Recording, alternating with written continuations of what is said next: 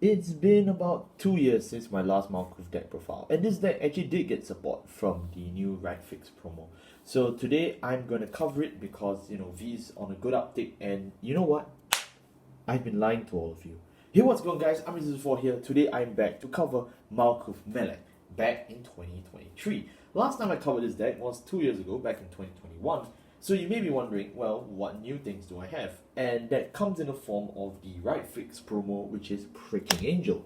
But despite me already doing about 5 or 6-ish V deck profiles with these promos, today we're going to uncover a very dark truth about them. And that is they don't just do right fixing. You see, the real purpose of this promo is to help us look for grade 2 or lower cards that are specific to our strategy to add them to our hand, correct? Malkuth is actually very hard hinged on certain grade 2 or lower cards being in the drop zone for his resurrection. So we're going to use the side effects of the Right Fix promo to actually give us a stronger burst Malkuth. So we are no longer playing on the defensive, we're going to go pure on the offensive. So everything that you've known about Malkuth, we're throwing out the window. I know what some of you are saying, wait, but Malkuth could always be aggressive early game.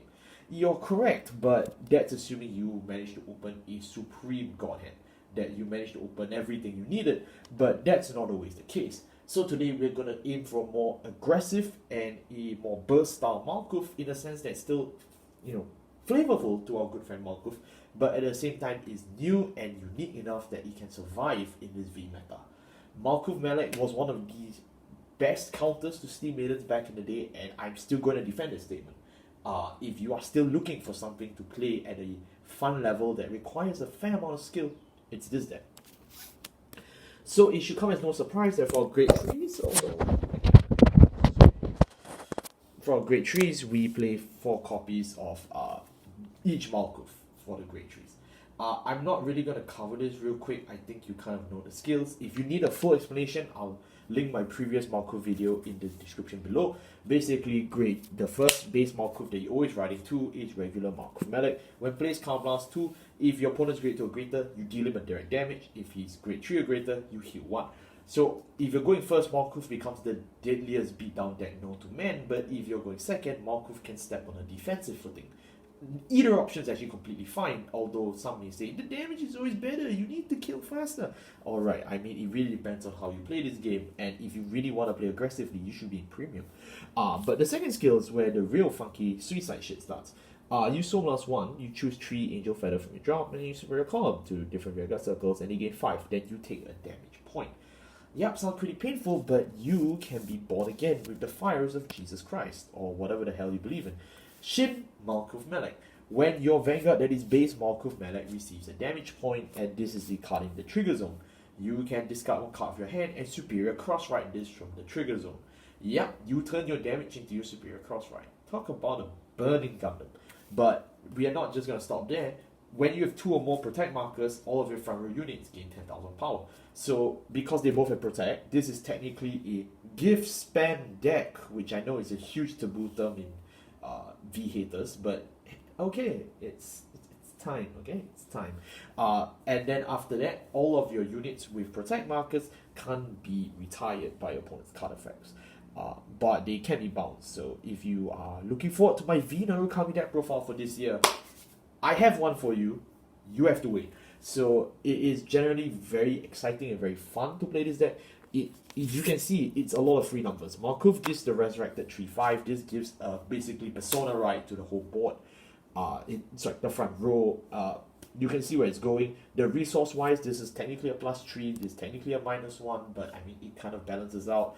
Plus you deal damage or heal damage, so I don't think you can count that in terms of card advantage. Malkuth's that one deck that really you don't think of in terms of card advantage in a traditional sense. What Malkuth does is more things that you don't really have a physical cost to, like, oh, this costs me 3 cards in hand for Strider, or oh, Shirani Mukuro forces me to discard 8. No, this doesn't do any of that. So it's actually pretty interesting that, when you view Malkuth, when people teach you about this deck, it's less a matter of how many cards can I draw, how many cards can I call. It's more of how much damage can you deal with, Angel Feather.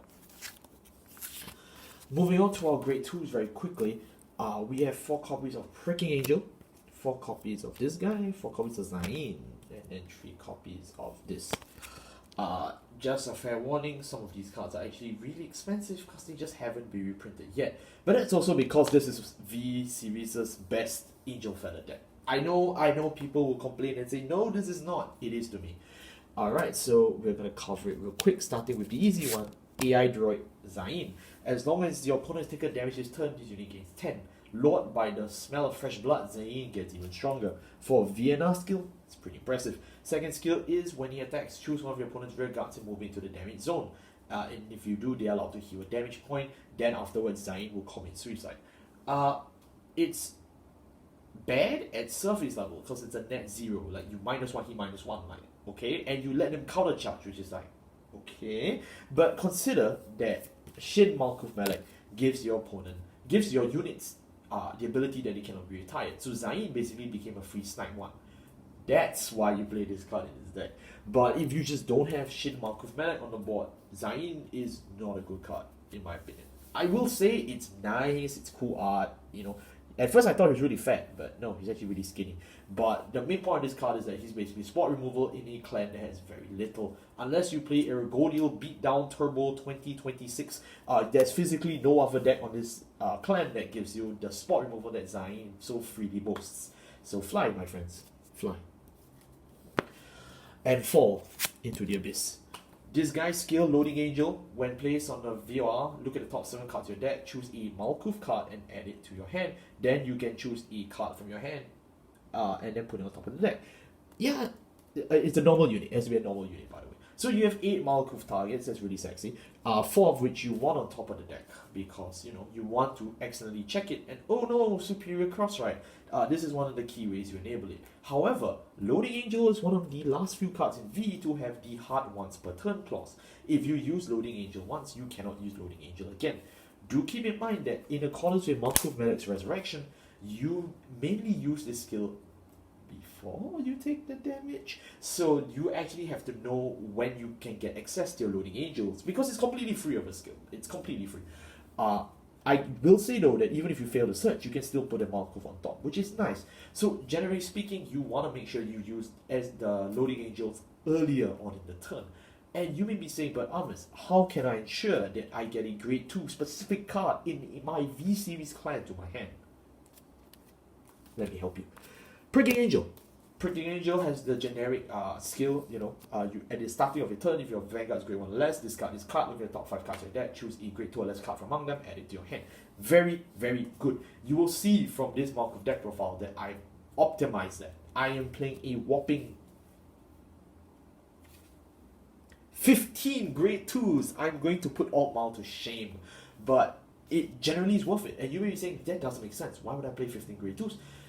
Because generally your grade 1 pool is very easy to access and you know you can resurrect them. So your board wise, generally you want to have a lot of intercepts that fly around here and there and you resurrect them.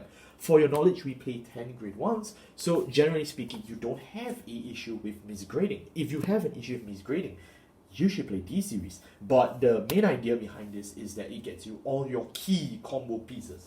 Please highlight, underline that, print that, put it on your wall. Understand that this is the main reason why I play this card. Malkuth suffered a lot, especially during the later parts of 2020, and he faded on into obscurity because he does not have a consistency option. This is the ultimate consistency option to get your consistency options, and I don't think I can stress that enough. You want to know a second skill? I can tell you a second skill, but I can promise you that you're not going to be very interested in that second skill. But you know what? Here we go. V or R once per turn. When this unit attacks or boosted, cost Soul Blast 1, choose a card for your damage zone and just add it to your hand. And if you do, put the top card of your deck into the damage zone face down. So basically it's like CBSB1, but you get a greed shade to, you know, add cards from the drop zone, not drop the damage zone back to the hand. But then again, at 3/4, 90% of Angel Feather does this. So it's nice, it's a hard skill, because it's a Soul Blast 1, attack when boosted, you know, it's a lot of things, and it doesn't gain power. It does not gain power by itself, which is painful for Malkuth because you want all of your front row attacking units to be huge and you slam them in the face, bleed and die. So, like I said, the main purpose of this deck is to find your consistency pieces that are grade 2 or less. I will cover it very soon, but there is a very important grade 1. you absolutely need to see by turn 3. If not, you lose the game. Last but not least, we have this girl. She is one of the main price points of this deck. She hasn't really printed, but if it's in the same column as a unit with Protect, it gains 15,000 power. And if you have 3 or more Protects on the board, this unit's attacks cannot be guarded with Sentinels.